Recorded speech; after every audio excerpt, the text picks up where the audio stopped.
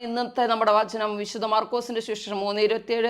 ശക്തനായ ഒരുവന്റെ ഭവനത്തിൽ പ്രവേശിച്ച് അവനെ ടോർച്ച് ചെയ്യണമെങ്കിൽ ആദ്യമേ അവനെ ബന്ധിക്കണം. ഈ ബന്ധനങ്ങളെല്ലാം സംഭവിക്കുന്നത് നമ്മുടെ തിന്മകളിലൂടെ. അതാണ് വിശുദ്ധ മാർക്കോസിന്റെ സുവിശേഷം 7:21 കർത്താവ് വ്യക്തമായി പറയുന്നു, മനുഷ്യന്റെ ഉള്ളിൽ നിന്നാണ് തിന്മ പുറത്തു വരുന്നത്, അത് അവനെ അശുദ്ധനാക്കുന്നു.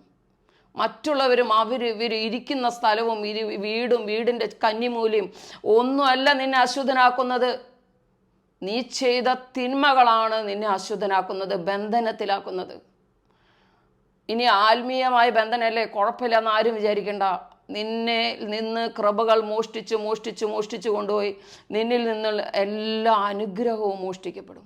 മോഷ്ടിക്കാനും കൊല്ലാനും നശിപ്പിക്കാനുമാണ് കള്ളം വരുന്നത്. ഈ ഒരു കൃപയിൽ നഷ്ടം വന്നിട്ടുണ്ടോ, ഭൗതിക മേഖലയിലും അങ്ങനെ തന്നെ നഷ്ടം വരും, മക്കളുടെ ജീവിതത്തിലും അങ്ങനെ തന്നെ കുറവ് വരും. എല്ലാ മേഖലയും ആത്മീയവും ഭൗതിക മേഖലയും ഒരുപോലെ ഇങ്ങനെ പിശാച് മോഷ്ടിച്ചുകൊണ്ട് പോകും. നമ്മൾ വിചാരിക്കും നമ്മളുടെ കഴിവ് കൊണ്ട് നമുക്ക് അങ്ങനെ ചെയ്യാം ഇങ്ങനെ ചെയ്യാം.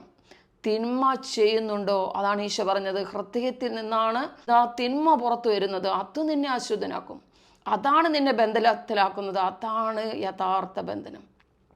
ഞാനൊരു കാര്യം പറഞ്ഞോളട്ടെ. ഒരു വ്യക്തി ഇപ്പോൾ ഒരു മദ്യപാനത്തിൻ്റെ ആസക്തി ഒരു വ്യക്തിയിലുണ്ട്. ആ ആസക്തിയുള്ള വ്യക്തിക്ക് ഒരു മദ്യപാനത്തിൻ്റെ ഒരു ബോട്ടിൽ കണ്ടാൽ അവനത് ടെംപ്റ്റേഷനാണ്. എന്നാൽ അതൊന്നും ഇല്ലാത്ത ഒരു സ്ത്രീകളെ സംബന്ധിച്ച് അതൊന്നും ഒരു ടെംപ്റ്റേഷനല്ല. അതെന്തോ അപ്പോൾ എവിടെയാണ് തിന്മയിരിക്കുന്നത്? അതിരിക്കുന്നത് നിൻ്റെ ഉള്ളിലാണ്. നിൻ്റെ ഉള്ളിലുള്ള തിന്മയാണ് നിന്നെ അശുദ്ധനാക്കുന്നത്. അതാണ് വിശുദ്ധ മത്തായിയുടെ സുവിശേഷം 12-ാം അധ്യായം 2 മുതലുള്ള വാക്യങ്ങളിൽ അശുദ്ധാത്മാവ് തിരിച്ചു വരുന്നതിനെ കുറിച്ച് കർത്താവ് പറയുന്നു. ഈ പാരഗ്രാഫിൻ്റെ അവസാന വാക്യം ഇങ്ങനെയാണ്, ഈ ദുഷിച്ച തലമുറയ്ക്ക് ഇത് തന്നെ സംഭവിക്കും. ദുഷിച്ച തലമുറയ്ക്ക് ഇത് തന്നെ സംഭവിക്കും. ആർക്കാണ് ഇത് സംഭവിക്കുന്നത്? ദുഷിപ്പുള്ളവർക്കാണ് സംഭവിക്കുന്നത്. ആരിലേക്കാണ് അശുദ്ധാത്മാവ് വീണ്ടും ശക്തമായിട്ട് വരുന്നത്? ആരുടെ ഉള്ളിൽ അശുദ്ധി ഉണ്ടോ അതിലേക്കാണ് വരിക. അത് കൂടുതൽ മനസ്സിലാക്കണമെങ്കിൽ ആ വചനത്തിൻ്റെ ഒരു എക്സ്പ്ലനേഷൻ എങ്ങനെയാണ്, നിങ്ങളിൽ ഒരു തിന്മയുടെ ആസക്തി ഉണ്ടെന്ന് വിചാരിക്കുക. ആ ആസക്തിയുടെ സാഹചര്യം അനുകൂലമാകുമ്പോൾ നിങ്ങൾ അതിനകത്ത് കമന്നടിച്ച് വീഴും. എന്നാൽ നിങ്ങളുടെ ഉള്ളിൽ അങ്ങനെ ഇല്ല എന്ന് വിചാരിക്കുക. അതാണ് ഞാൻ പറഞ്ഞ, മദ്യപാനത്തിൻ്റെ ആസക്തി ഇല്ലാത്ത ഒരു വ്യക്തിയെ സംബന്ധിച്ച് അത് എത്ര ബോട്ടിൽ കണ്ടാലും നമുക്കൊന്നും തോന്നുന്നില്ല. കാരണം എന്താണ്? ആസക്തി ഇല്ല. അപ്പം ആസക്തി അതാണ് ഈ ദുഷിച്ച തലമുറയ്ക്ക് ഇത് തന്നെ സംഭവിക്കുന്ന ഈശോ പറഞ്ഞത്. ആരുടെ അടുത്തേക്കാണ് ഈ അശുദ്ധാത്മാവ് വീണ്ടും വീണ്ടും വരുന്നത്?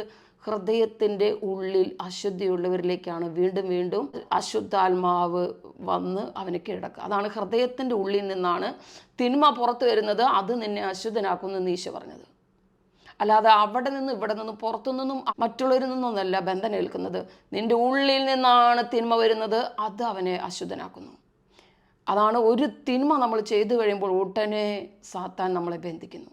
അത് ആദ്യം നമ്മൾ ധ്യാനിച്ച വചനം എന്താണ്? ഇതാ ശക്തനായ ഒരുവൻ്റെ ഭവനത്തിൽ പ്രവേശിച്ച് അവനിൽ നിന്ന് ഉള്ളതെല്ലാം മോഷ്ടിക്കണമെങ്കിൽ എന്ത് ചെയ്യണം? അവനെ ബന്ധിക്കണം. അങ്ങനെ ഈ ബന്ധനം എങ്ങനെ സംഭവിക്കുന്നത്?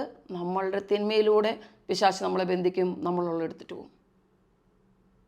ഇനി നേരെ മറിച്ചാണ് എന്ത്? നമ്മൾ തിന്മ ചെയ്യുന്നില്ലെങ്കിൽ നമുക്കൊരു സാഹചര്യം ഉണ്ടാവുകയാണ്, നമുക്കൊരു തിന്മയുടെ സാഹചര്യം ഉണ്ടാവുകയാണ്, നമ്മളതിൽ ചെയ്യുന്നില്ല. അങ്ങനെയുള്ളവരിൽ എന്ത് സംഭവിക്കും? കൃപ വളരും. അല്ലാതെ മറ്റുള്ളവരിൽ നിന്നല്ല ബന്ധനം ഏൽക്കുന്നത്, നമ്മളിൽ തന്നെയാണ് അശുദ്ധി. അതാണ് ഈശോ അശുദ്ധാത്മാവ് തിരിച്ചു വരുന്ന വചനത്തെക്കുറിച്ച് പറയുന്നത്. ഈ ദുഷിച്ച തലമുറയ്ക്ക് ഇത് തന്നെ സംഭവിക്കും. നമ്മുടെ ഉള്ളിൽ ഒരു ദുഷിപ്പുള്ളത് കൊണ്ടാണ് ഈ അശുദ്ധാത്മാവ് വന്ന് വീണ്ടും നമ്മളെ തട്ടിയിടുന്നത്. നമ്മളിൽ ഇല്ലെങ്കിലോ അതിൽ നമ്മൾ വീഴുന്നില്ല. ഒരു പരിശുദ്ധനായ ഒരു വ്യക്തി ഇതാ പരിശുദ്ധ മാതാവിനെയും ഈശോനെയും പിശാച് പരിശ്രമിച്ചിട്ട് ടെംപ്റ്റഡ് ആയില്ല. കാരണം എന്താണ്? അവരുടെ ഉള്ളിൽ വിശുദ്ധമാണ്. അതാണ് നിങ്ങളുടെ വിശുദ്ധീകരണമാണ് ദൈവം അഭിലഷിക്കുന്നതെന്ന് പറയുന്നത്. നമ്മളെ തന്നെ വിശുദ്ധമാക്കുക. വിശുദ്ധിയില്ലാതെ മുന്നോട്ട് പോകരുത്. വിശുദ്ധമാവുക. പരിപൂർണ വിശുദ്ധിക്ക് വേണ്ടി പരിശ്രമിക്കുക. അപ്പോൾ എന്തു സംഭവിക്കും? നമ്മളിൽ തന്നെ വിശുദ്ധി സംഭവിക്കുമ്പോൾ പിന്നെ ഈ അശുദ്ധാത്മാവിന്, നമ്മളിൽ അശുദ്ധി ഉണ്ടെങ്കിലാണ് ഈ അശുദ്ധാത്മാവ് വീണ്ടും വന്ന് നമ്മളെ തട്ടിയിടാൻ പറ്റുള്ളൂ. നമ്മളിൽ അശുദ്ധി ഇല്ലെങ്കിൽ നമ്മളെ തകർത്ത് കളയുക സാധ്യമല്ല. അതാണ് ഞാൻ പറഞ്ഞത്, ആസക്തി ഇല്ലെങ്കിൽ ആസക്തിയുമായി വന്ന പിശാചിന് നമ്മളെ തട്ടിയിടാൻ പറ്റില്ല. ആസക്തി ഉണ്ടെങ്കിലോ വീഴും. അതാണ് ഉള്ളിൽ നിന്നാണ് ബന്ധനേൽക്കുന്നത്. നിൻ്റെ ഉള്ളിലുള്ള തിന്മയാണ് നിന്നെ തകർത്ത് കളയുന്നത്. നിൻ്റെ ഉള്ളിലുള്ള തിന്മ, എന്തെല്ലാം തിന്മ ചെയ്തുവോ അപ്പോഴാണ് പിശാച് നിൻ്റെ കൃപകളും നിൻ്റെ അനുഗ്രഹവും നിൻ്റെ കുടുംബത്തിൻ്റെ കൃപകളും മോഷ്ടിച്ചുകൊണ്ട് പോയത്. ശക്തനായൊരുവൻ്റെ ഭവനത്തിൽ പ്രവേശിച്ച് അവനെ കവർ ചെയ്യണമെങ്കിൽ ആദ്യം അവനെ ബന്ധിക്കണം. ഈ വചനം അറിയണം. നമ്മളെ ബന്ധിച്ചത് എങ്ങനെയാണ്? നമ്മൾ തിന്മ ചെയ്തു. അതാണ് നമ്മൾ പിശാചിന് യെസ് യെസ് യെസ് എന്ന് പറഞ്ഞ് തലകുനിച്ചു. ആശം എന്ത് ചെയ്തു? നമ്മളെ ബന്ധിച്ചു. എന്നിട്ട് നമ്മളിലുള്ളതെല്ലാം എടുത്തിട്ട് പോയി. എന്നിട്ട് നമ്മൾ പറയും അവർ കാരണം ബന്ധനേറ്റു, ഇവർ കാരണം ബന്ധനേറ്റു. സഹോദര സ്നേഹവും തകർത്ത്. വളരെ സിമ്പിളായിട്ട് സഹോദര സ്നേഹവും നമ്മൾ ഇന്ന് എടുത്തിട്ട് പോയി. മോഷ്ടിക്കാനും കൊല്ലാനും നശിപ്പിക്കാനുമാണ് കള്ളം വരുന്നത്. നമ്മളറിയണം നമ്മുടെ തിന്മയാണ് നമ്മളെ തകർക്കുന്നത്, നമ്മളെ ബന്ധനത്തിലാക്കുന്നത്, നമ്മുടെ കൃപകൾ നശിപ്പിക്കുന്നത്, നമ്മളെ വളർത്താതെ തകർത്തിടുന്നത്, അല്ലാതെ മറ്റൊന്നുമില്ല. തിന്മ ചെയ്യുന്നില്ലേ, നമ്മൾ വളരുക തന്നെ ചെയ്യും. നമ്മൾ വലിയ വിശുദ്ധരായ വ്യക്തികളെല്ലാം നോക്കിക്കോ, ഒരു അംശം തിന്മ ചെയ്യാൻ അവർ റെഡിയാവുകയില്ല. ഒരു മൂളൽ പോലും നിൻ്റെ സഹോദരനെതിരെ നിന്നിൽ നിന്നുണ്ടാകരുത്. എന്താ കാരണം? പരിശുദ്ധാത്മാവിൻ്റെ അനോയിൻറ്റിങ് ഉടനെ വിട്ടുപോകും. ഞാൻ മനസ്സിലാക്കിയിട്ടുള്ള കാര്യം അതാണ്, വിട്ടുപോകും. ഒരു മൂളൽ പോലും നിന്നിൽ നിന്ന് ദൈവത്തിന് ഇഷ്ടമില്ലാത്തത് ഉണ്ടായാൽ നിൻ്റെ പരിശുദ്ധാത്മ സാന്നിധ്യം വിട്ടുപോകും.